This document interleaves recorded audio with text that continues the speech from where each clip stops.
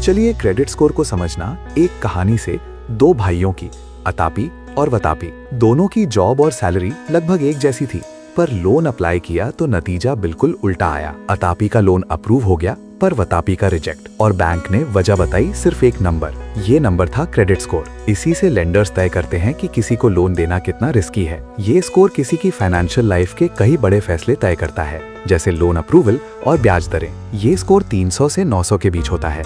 300 यानी खराब और 900 मतलब बहुत ही बढ़िया। अतापी का स्कोर 750 से ऊपर था, यानी एक्सीलेंट। वहीं वतापी का था 550, जो खराब माना जाता है। तो सवाल ये है कि आखिर ये स्कोर कैलकुलेट कैसे होता है। चलिए इसे समझते हैं। ये स्कोर मेनली 4 फैक्टर्स पर डिपेंड करता है, और इसमें पेमेंट हिस्ट्री सबसे जरूरी है। लेंडर्स ये भी देखते हैं कि किस तरह के लोन लिए गए हैं। सिक्योर्ड और अनसिक्योर्ड लोन का बैलेंस अच्छा माना जाता है। अब मजे की बात यह है कि ये स्कोर बहुत आसानी से बिगड़ भी सकता है। एक भी पेमेंट लेट हुई तो असर पड़ता है, यहाँ तक कि किसी के लोन में गारंटर बनने पर भी स्कोर गिर सकता है। वतापी ने यही गलती की थी। उसने अपने क्रेडिट कार्ड की लगभग पूरी लिमिट इस्तेमाल कर ली थी।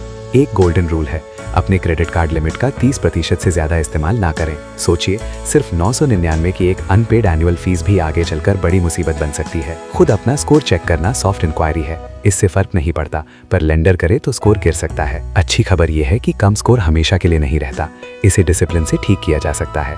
हाँ, इसमें टाइम लगता है, करीब 6 से 18 महीने, अगर लगातार सही तरीके से क्रेडिट मैनेज किया जाए। ये एक सिंपल और असरदार तरीका है। सिक्योर्ड कार्ड क्रेडिट हिस्ट्री बनाने के लिए एक बेहतरीन टूल है। ये बात बहुत जरूरी है, सिर्फ मिनिमम पेमेंट करने से इंसान कर्ज के जाल में फंसा रह सकता है। कभी कभी खराब स्कोर की वजह आपकी गलती नहीं होती, बैंक से भी एंट्री में गलती हो सकती है। इसे समझने के बाद स्कोर टेंशन नहीं, बल्कि अपने लक्ष्य हासिल करने का एक जरिया बन जाता है। इस एक नंबर को कंट्रोल में रखकर कोई भी अपने फाइनेंशियल मौकों को कंट्रोल कर सकता है।